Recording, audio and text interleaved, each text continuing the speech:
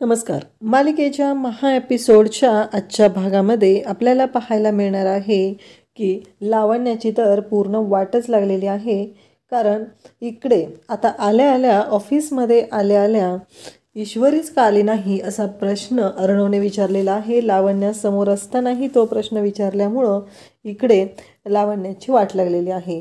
तर आणखी काय काय गोंधळ होतात ते आपल्याला पाहायला मिळणार आहेत. त्यासाठी हा व्हिडिओ शेवटपर्यंत पहा. तर इकडे अर्णव आता नाश्ता घेऊन आलेला असतो, तो म्हणजे वल्लरीकडे. वल्लरीला तो भरवत असतो. तेव्हा वल्लरी म्हणत असते की अर्णव बास, आता माझे मी खाईल. परंतु वल्लरीचं मात्र सुरूच असतं की काही झालं तरीही ही प्रॉपर्टी मला मिळवायची आहे. हा सगळा गोंधळ वल्लरीचा चालूच असतो. अर्णव मात्र शांतपणे तिच्याशी बोलत असतो. परंतु वल्लरी मात्र ऐकायलाच तयार नसते. तिच्या मनातले जे गोंधळ आहेत ते सुरू असतात, तिच्या मनातले प्लॅनिंग सुरू असतात. ती फक्त वरून गोड बोलत असते. ती अर्णवला म्हणते की माझी मी खाते, तू जा, असं म्हणत ती अर्णवला जायला सांगू लागते. त्याचवेळी इकडे अंजली बाहेरून हे सर्व पाहत असते आणि वल्लरी मात्र हे सगळं खूप एन्जॉय करत असते. आणि मग अंजलीला वाटत असतं की खरंच किती शांतपणे हा गोष्टी हँडल करतोय, सगळ्या गोष्टी व्यवस्थित हँडल करतोय, हे सगळं चालू असतं. आणि मग तिला आपल्या अर्णवचं कौतुक वाटत असतं. तर वल्लरी मात्र इकडे म्हणत असते की कधी कधी माघार घ्यावी लागते. मला मोठा डाव टाकायचा आहे, त्यासाठी हे सगळं केलेलं आहे. आज नाश्त्याची प्लेट घेऊन तू माझ्याकडे आला होता, उद्या तसाच तू अख्खी प्रॉपर्टी माझ्या आकाशच्या नावावर करण्यासाठी माझ्याकडे आलेला असशील, असं सगळं वल्लरीचं बोलणं सुरू असतं. त्याचवेळी इकडे आपल्याला पाहायला मिळतं की ईश्वरी आणि राकेश आलेले असतात. राकेश म्हणतो की ईश्वरीजी, तुम्ही इथेच उतराल का? इथून तुमचं ऑफिस जवळ आहे, मला इथून सरळ जायचं आहे. तेव्हा ईश्वरी म्हणते की ठीक आहे, असं म्हणत ईश्वरी म्हणते की चालेल आणि ती रिक्षातून उतरते. राकेशला हे सगळं मुद्दामून करायचं असतं, कारण त्याला दाखवून द्यायचं असतं की ह्या सगळ्या ज्या गोष्टी आहेत ह्या मी केलेल्या आहेत आणि त्याचबरोबर तुझ्यावर मी उपकार तर केलेले आहेतच, परंतु आत्ता इथं तुला सोडत आहे त्याचं कारण पण तेच आहे, कारण इथून तू जाशील आणि तुला लेट होणार आहे, म्हणून हे सगळं त्यांनी केलेलं असतं. परंतु इकडे राकेश जेव्हा रिक्षातून मागे फिरून पाहत असतो आणि तेव्हा तिथं पोहोचलेली असते ती म्हणजे शलाका. शलाका पाठीमागे रिक्षाच्या धावू लागते. थांब थांब थांब म्हणत ती रिक्षावाल्याला थांबवायला सांगत असते. राकेशचं लक्षही जातं की शलाका आलेली आहे, म्हणून राकेश इकडे रिक्षावाल्याला म्हणत असतो की नाही नाही, पळव रिक्षा पळव, असं म्हणत राकेश रिक्षा घेऊन तिथून निघालेला असतो. आणि इकडे ईश्वरी मात्र पाहते आणि ती म्हणते की अरे बापरे, म्हणजे यांना तर ना माझ्याकडून पैसे द्यायचेच राहिले रिक्षाचे राकेशजींना, म्हणून ती माघारी फिरते. आणि इकडे शलाकाने तर रिक्षा जवळजवळ पकडलेलीच असते, पण राकेशने ती रिक्षा पळवायला लावल्यामुळं सगळा गोंधळ झालेला असतो. आणि त्याचबरोबर आपल्याला पाहायला मिळतं की या सर्व गोष्टी जेव्हा घडत असतात तेव्हा मात्र इकडे सगळ्या गोष्टी घडत असतात तेव्हा शलाका मात्र तिथे तोंडावरती पडते आणि मग ईश्वरी तिला सावरायला जाते. ती म्हणत असते काय झालं आहे, शांत व्हा जरा, काय झालं, कोणाला शोधताय तुम्ही, हे सगळं बोलणं सुरू असतं. आणि त्याचबरोबर इकडे ईश्वरी तिला सांभाळते. तिला म्हणते की अहो तुम्ही रिक्षाच्या मध्ये आहात. तेव्हा ती सांगत असते की तो राजेश होता, मला तो फसवून गेलेला आहे, असं ती म्हणत असते. तेव्हा ईश्वरी म्हणत असते कोण राजेश, तुम्ही कोणाबद्दल बोलताय, काय आहे हे सगळं. हे सगळं जेव्हा चालू असतं ईश्वरी इकडे शलाकाला समजवण्याचा प्रयत्न करत असते. तिला म्हणत असते की शांत व्हा जरा, कारण काहीही झालं तरीही या सर्व ज्या गोष्टी आहेत त्या आपण बघूया, रस्त्याच्या बाजूला जाऊया, असं म्हणत तिला रस्त्याच्या बाजूला घेऊन येते आणि तिच्याशी बोलू लागते. तिला म्हणत असते की काय झालं नक्की, सांगाल का तुम्ही, असं असं ती म्हणत असते. तेव्हा ईश्वरीला आता शलाका सांगू लागते की तो राजेश होता, तो माझा नवरा आहे आणि तो गेली 6 महिने झालं मला तिकडे सोडून आलेला आहे आणि माझ्याशी त्याने लग्न केलं, त्याचबरोबर संसार थाटला आणि अचानक तो आता निघून आलेला आहे. हे ऐकल्यानंतर ईश्वरी म्हणत असते काय सांगताय तुम्ही हे सगळं. तेव्हा तो सांगत असतो की हो, मी जे आहे ना ते खरं सांगत आहे, असं ईश्वरी म्हणत असते. आणि ईश्वरीला ती सांगत असते की हो, तो माझा नवरा आहे. ईश्वरी म्हणते त्यांचा काही फोटो वगैरे आहे का तुमच्याकडे. तेव्हा ती सांगत असते की नाही, त्याने माझ्याशी लग्न केलं, सगळे पैसे लुबाडले आणि तो निघून इकडं आलेला आहे आणि आता माझ्याकडे त्याच्याबद्दलचे कोणतेच पुरावे नाहीत आणि त्याने कोणते पुरावेही माझ्याकडे मागे ठेवलेले नाहीत, हे सगळं ईश्वरी सांगत असते. तेव्हा मात्र शलाका हे सगळं ईश्वरीला शलाका सांगत असते. तेव्हा शलाकाला खरं तर इकडे खूप राग आलेला असतो. त्या व्यक्तीने माझा सूड घेण्याचा प्रयत्न केलेला आहे, हे सगळं घडलेलं असतं. आणि तेव्हा मात्र इकडे ईश्वरी म्हणते की तुम्ही नंबर द्या. ईश्वरी त्यांचा नंबर घेते, स्वतःचा नंबर शलाकाला देते आणि सांगू लागते की हा नंबर घ्या आणि तुम्हाला जेव्हा वाटेल तेव्हा मला कॉल करा. मी तुम्हाला माझा नंबर दिलेला आहे, मला ऑफिसला जायला लेट होते, 2 मिनटं राहिलेली आहेत. असं म्हणत ईश्वरी धावतच ऑफिसला निघू लागते.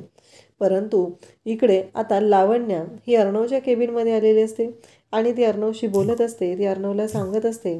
परंतु इकडे लावण्या जेव्हा तिथं आलेली असते तेव्हा मात्र अर्णव तिला आल्याला विचारतो की मला मला एक कळत नाही आहे की इथे ती मुलगी आलेली नाही आहे का? तेव्हा लावण्य सांगत असते की नाही, अरे ती कुठली वेळेवर येणार आहे, ती येऊ शकत नाही वेळेवर, तुला माहिती आहे ना अर्णव, असं ती बोलत असते.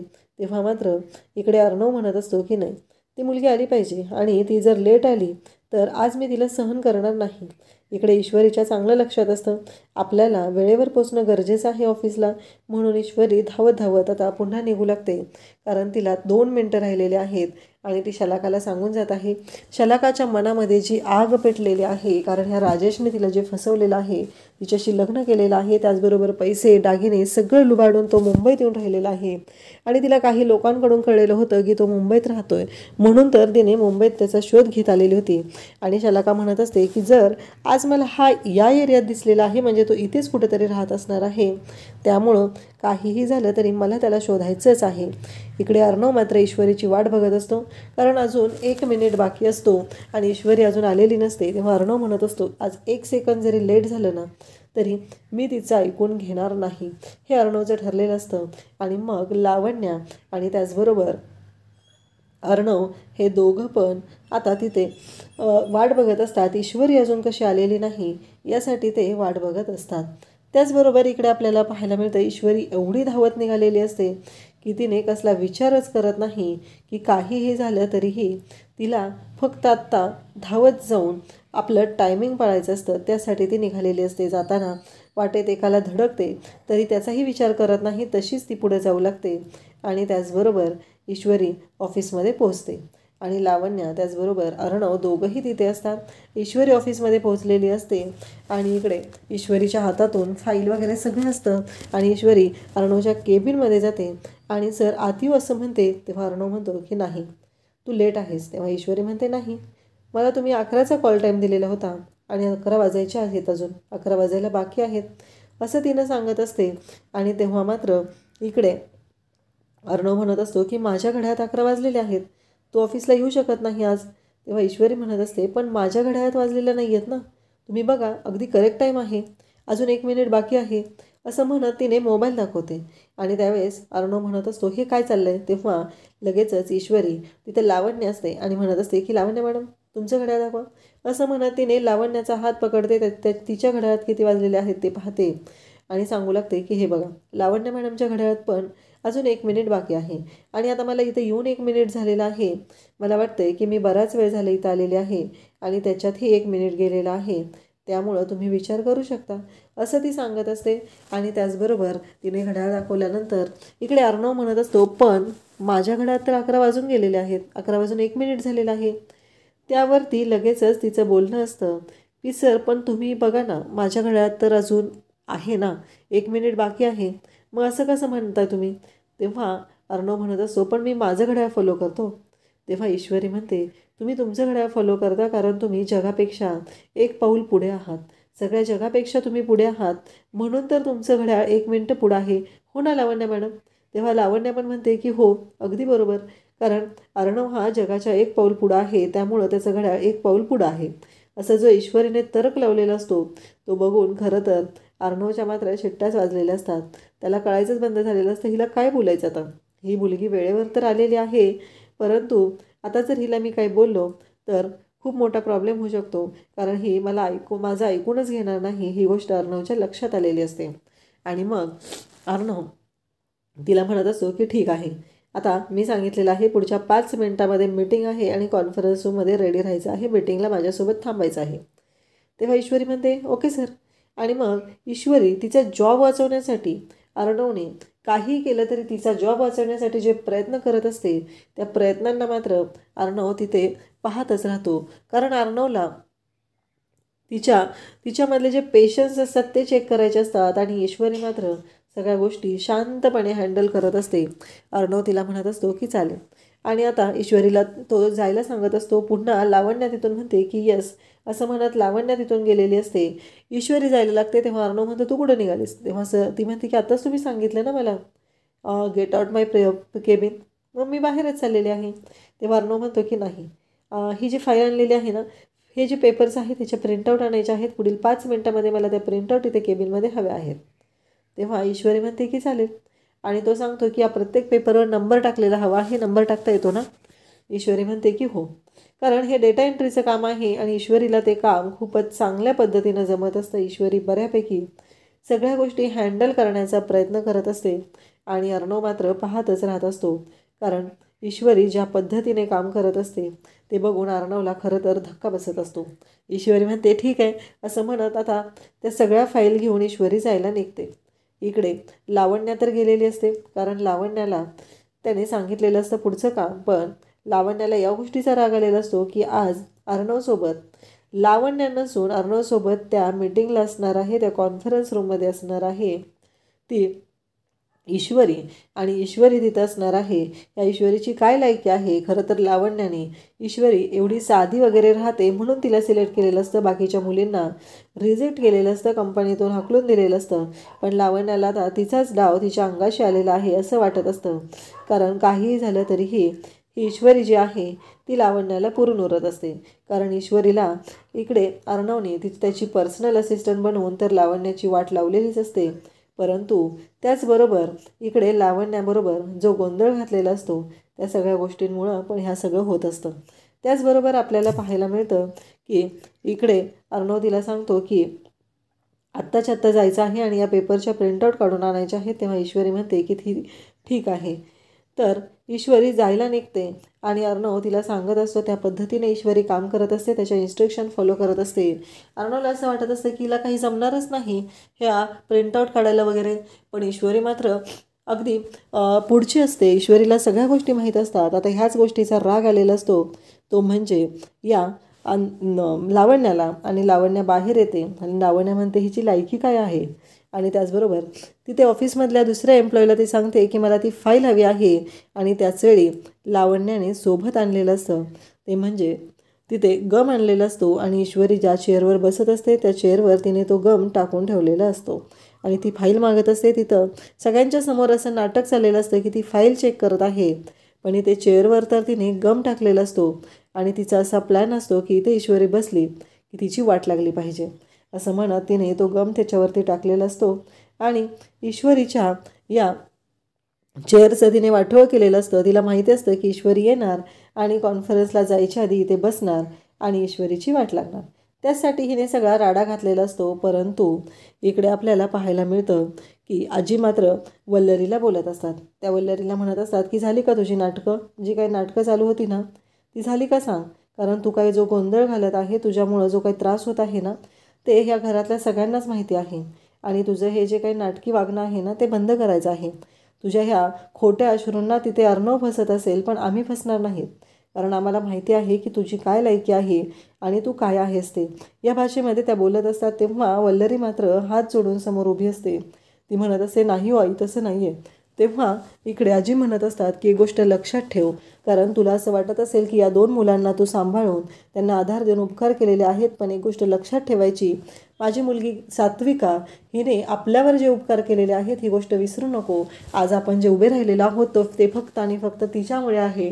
कारण आपल्यावर जी वाईट परिस्थिती आली होती त्यामध्ये तिने आपल्याला किती साथ दिलेली आहे ते तुला चांगलंच माहिती आहे. त्यामुळं यापुढं माझ्या मुलांना पाण्यात बघण्याचा जर प्रयत्न करत असशील तर गाठ माझ्याशी आहे, कारण तू कशी आहे हे मला चांगलंच माहिती आहे असं आजींनी ठणकावून तिला सांगितलेलं असतं. आणि एक गोष्ट लक्षात ठेव, हे जे साम्राज्य आज दिसतंय ना हे सगळं अर्णवने उभं केलेलं आहे. इकडे वल्लरी मात्र आजींच्या पाया पडत असते, तिथे नाक घासत असते. ती म्हणत असते की नाही आई, माझ्याकडनं चूक झाली, मी चुकले असं म्हणत ती तिथे माफी मागायला लागलेली असते. आणि त्याचवेळी तिथे अविनाश असतो. अविनाश म्हणत असतो की उठ वल्लरी. तेव्हा ती म्हणत असते की अहो खरंच सांगते, मी माझ्याकडनं चूक झाली, मी असं वागायला नको होतं. आणि त्याचबरोबर ती बोलत असते. आणि त्याचवेळी अविनाश म्हणत असतो की हो बरोबर आहे, उठ आधी तू. आणि तो म्हणत असतो की अगं आई, तिला समजली तिची चूक.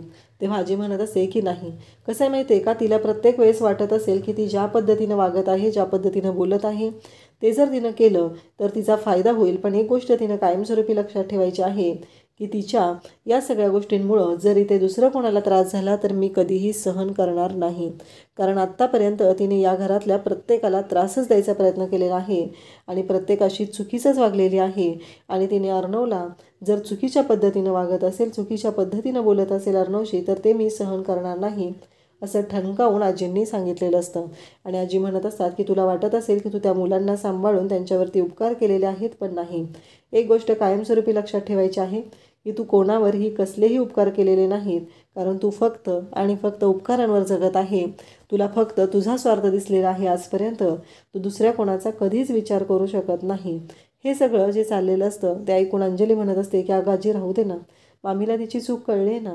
परंतु इकडे आपल्याला पाहायला मिळतं की मामीला ती चूक कळली ना हे म्हटल्यानंतर आजी म्हणत असते की अंजली बास, आता मी तुझं काही ऐकून घेणार नाही, तू पण शांत बसायचं आहे. असं म्हणत आजीने अंजलीलाही शांत केलेलं असतं आणि तिला सांगितलेलं असतं की तू मध्ये बोलू नकोस. ही कशी आहे ना ते मला चांगलंच माहिती आहे. त्याचबरोबर अविनाशलाही सांगितलेलं असतं की तूही गप्प राहायचं आहे, तूही मध्ये बोलायचं नाही. कारण हिने आजपर्यंत जे गोंधळ घातलेले आहेत ना ते आम्हाला माहिती आहेत. हिने आत्तापर्यंत ज्या चुका केलेल्या आहेत त्या मला माहिती आहेत, हे आजी बोलत असतात. कारण आजींना चांगलंच माहिती असतं की त्यांची जी ही लेक आहे त्यांची जी ही सून आहे वल्लरी, ती किती पोहोचलेली आहे ते आजीला चांगलंच माहिती असतं. म्हणून तर आजी तेवढं ठणकावून सांगत असते, तेवढं स्पष्टपणे बोलत असते. आणि इकडे अर्णव मात्र आता ईश्वरी त्या सगळ्या पेपरच्या ज्या प्रिंटआउट आहेत त्या घेऊन येते आणि म्हणत असते की सर, हे पेपर्स. तेव्हा पुन्हा राग येतो. पुन्हा अर्णव म्हणतो की हे पेपर्स डस्टबिन बाहेर आहे ना, त्यात टाकून द्यायचे. तेव्हा ईश्वरी म्हणते सर, अहो मी रात्रभर जागून काम केलं आहे. तेव्हा अर्णव म्हणतो हां ठीक आहे ना, मग केलं असशील रात्रभर जागून काम, पण आत्ता मला हे पेपर्स नको आहेत, ते आत्ताच्या आत्ता न्यायचे आहेत आणि डस्टबिनमध्ये टाकायचे आहेत. नाही तर तुझं टर्मिनेशन लेटर रेडी आहे. तुला सांगितलं आहे ना, बॉसनं जे काम सांगेल ते करायचं आहे, मग तू आत्ता असं का म्हणत आहे. या भाषेमध्ये बोललं जात असतं. तेव्हा ईश्वरी म्हणते की ठीक आहे. कारण ईश्वरीला टर्मिनेशन लेटर रेडी आहे या गोष्टीचं वाईट वाटत असतं. एकतर ह्याचे 50,000 आणि परत जॉब सोडला म्हणून ते 1,00,000 हे पैसे द्यावे लागणार असतात आणि तेवढे पैसे तर काय ईश्वरीकडे नसतात.